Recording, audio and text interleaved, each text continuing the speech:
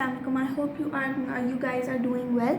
अच्छा, ये वीडियो पिछली वीडियो की कंटिन्यूएशन है of the dream of Cambridge, because I don't know for what reason the video ended. So we were on this question, right?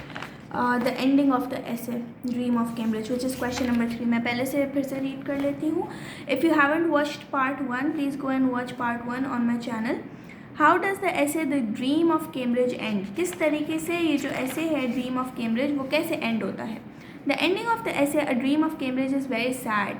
When the writer wakes up to find that he is all alone, तो writer बिल्कुल अकेले बैठा है in his room, और जो है उसका जो बिल्कुल कलरफुल ड्रीम है उसके फ्रेंड के साथ, वो सिर्फ एक ख्वाब ही था, वो हकीकत नहीं थी, right? He would never be able to return back to his university and he only has the happy and precious memories left. तो इसके पास सिर्फ प्रेशियस जो मेमोरीज हैं सिर्फ वही रहती हैं, और ये जो है अब बिल्कुल भी हैप्पी नहीं है, right? The writer's dream ends when he says that the dream to his friend that he had a dream that he had died. अब ये राइटर को एक ख्वाब आया कि ये मर गया है. उसने अपने ड्रीम में ये उसको अपने फ्रेंड को कहा कि ये मर गया है, right? And the writer had left Cambridge for ever. Writer Cambridge को छोड़ के चला गया है. But his friend assured him that he was with him and he would never leave him. मगर इसके जो फ्रेंड था वो इसका फ्रेंड बहुत अच्छा था, एंड ही assured him कि वो इसको कभी भी नहीं छोड़कर जाएगा. अब ये मैंने इसमें एक कोट डाल दी है फ्रॉम दी ऐसे द ड्रीम ऑफ कैम्ब्रिज. अच्छा, ये आप टिक्स और इनसे मार्किंग से ज़्यादा परेशान नहीं हुईगा. These were basically my teachers markings. अल्लाह ताला बस उनको लंबी ज़िंदगी और सेहत अता करें, आमीन सुम आमीन. अच्छा खैर, ये जो है ये जो कोट है, this is from the essay the dream of Cambridge. For here I am and yonder among the woods is Cambridge, we shall soon be there together. ठीक है, तो इस तरीके से आप अगर ऐसे ऐड करेंगे तो आपको अच्छे मार्क्स मिल सकते हैं.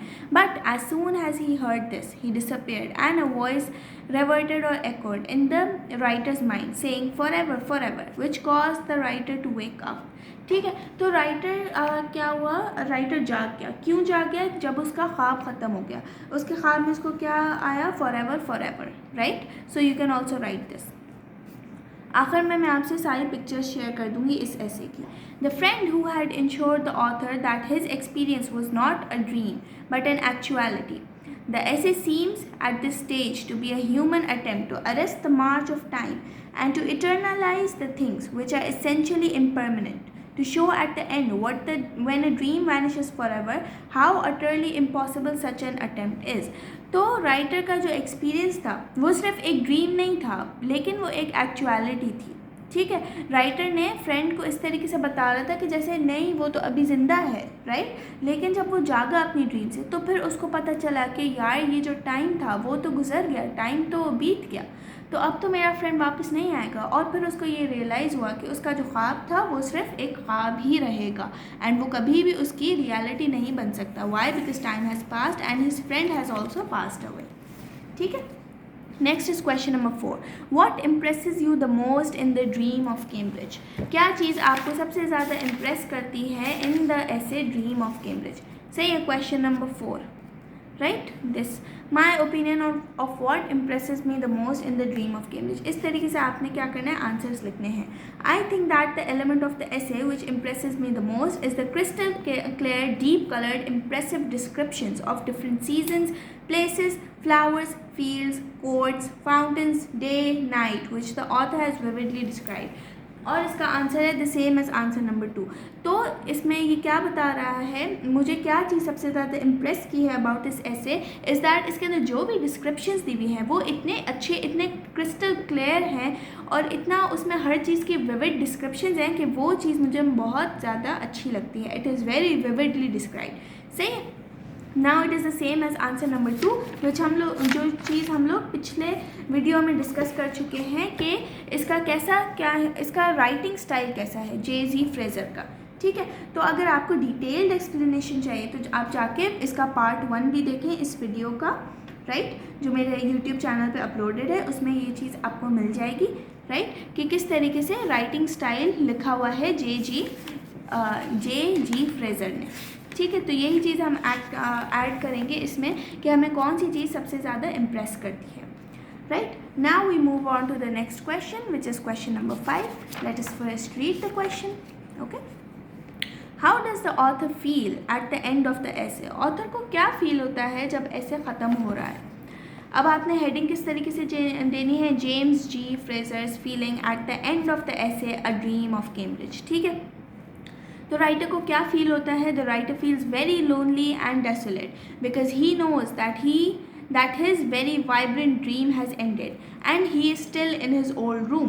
तो राइटर को ये फील होता है कि इसके जो बहुत अच्छा इसने ड्रीम किया था वो सब ख़त्म हो गया है और ये फिर से अपने वही पुराने कमरे में है। He feels nostalgic about the past memories and knows that he would never return back to the university. अब उसको क्या होता है, उसको एक नॉस्टैल्जिया हिट कर जाता है। क्यों? क्योंकि उसको अपनी पास्ट मेमोरीज़ बहुत ज़्यादा याद आ रही हैं एंड ही नोज़ कि वो कभी भी अब यूनिवर्सिटी वापस नहीं आ सकेगा। This is the most dreadful part when his dream ends and he hairs the sound of his friend who said that he would be together for ever and the dream ended. तो इसका जो सबसे ज़्यादा dreadful part है वो तब है जब इसका ड्रीम अचानक से ख़त्म हो जाता है और ये अपने फ्रेंड को बोलते हुए देखता है फॉर एवर के they would be together for ever, और इसका ड्रीम अचानक से ख़त्म हो जाता है। तो इसकी फीलिंग्स बहुत ज़्यादा सैड आती हैं, राइट। अब नेक्स्ट है हमारे पास, what is the most inspirational element of the essay by J.G. Frazer. अब इसका सबसे ज़्यादा इंस्पिरेशनल एलिमेंट क्या है, तो इंस्पिरेशनल आप वही लिखोगे कि इसका राइटिंग स्टाइल कितना अच्छा है, राइट। तो वही सेम आंसर है एज क्वेश्चन नंबर 2। मैं इनकी पिक्चर्स आपसे एंड में, बिल्कुल एंड में, वीडियो के एंड तक देखिएगा कि ताकि मैं इनकी पिक्चर्स शेयर कर लूँ आपके साथ और फिर आप इनके स्क्रीनशॉट्स ले लें और आप इनका एक PDF बना के अपने साथ रख लें कि ताकि आपको पेपर में आसानी हो। Which particular places of Cambridge are mentioned by Sir James Fraser in his essay A Dream of Cambridge? कौन कौन सी उसने जगहें मेंशन की हैं? तो ये क्वेश्चन नंबर 7 है हमारा एंड आपने इस तरीके से पर्टिकुलर प्लेसेस डिस्क्राइब कर देनी है कि कौन कौन सी प्लेसेस को मेंशन किया गया है in the essay A Dream of Cambridge।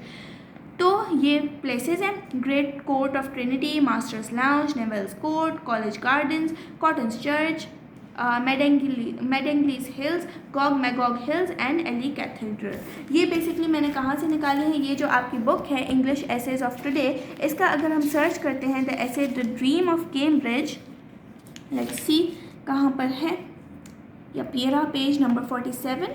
Sorry, ये मेरी बुक काफ़ी ज़्यादा एनोटेटेड है क्योंकि मैं बहुत ज़्यादा पढ़ाकू लड़की हुआ करती थी, बल्कि हूँ अभी तक, because I am an MBBS student, तो बहुत ही ज़्यादा पढ़ना पड़ता है। खैर, यहाँ पे ये मेंशन किया हुआ है the great court of Trinity, ठीक है, ये है।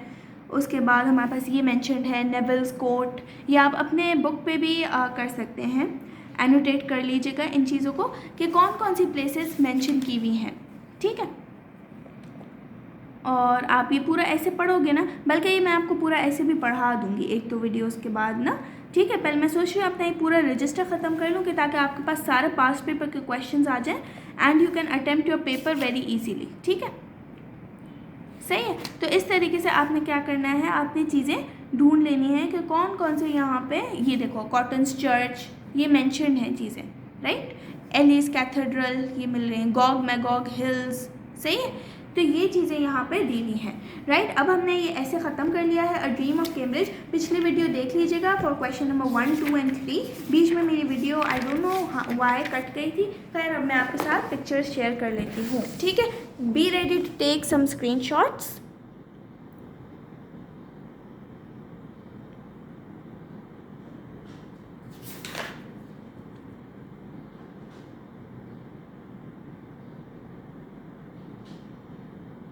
हैंड रिटन नोट्स हैं मेरे, क्योंकि मैं ऐसे ही लिखा करती थी रजिस्टर में, तो I thought why not share it with you guys, because you know चीज़ें शेयर करने से बढ़ती हैं। एंड और कोई है भी नहीं एडवांस इंग्लिश के जो नोट्स दे रहा है, एंड बहुत कम बच्चे पढ़ते हैं, लेकिन जो बच्चे पढ़ रहे होते हैं वो काफ़ी परेशान होते हैं। तो ये चीज़ बस आप ये स्क्रीनशॉट्स ले लीजिए। अच्छा, नेक्स्ट वीडियोस में हम ये अब्राहम लिंकन भी स्टार्ट कर देंगे, ठीक है। आप मुझे बताओ, पहले मैं आपको एसेज बताऊं या पहले अब्राहम लिंकन पढ़ा दूं? तो ये बहुत सारे मेरे पास पूरा रजिस्टर भरा हुआ है, तो ये आपको पूरा पढ़ा दूँगी इंशाल्लाह, और आपके बोर्ड्स भी इंशाल्लाह बहुत अच्छे जाएंगे, ठीक है। टेक केयर, अल्लाह हाफ़िज़।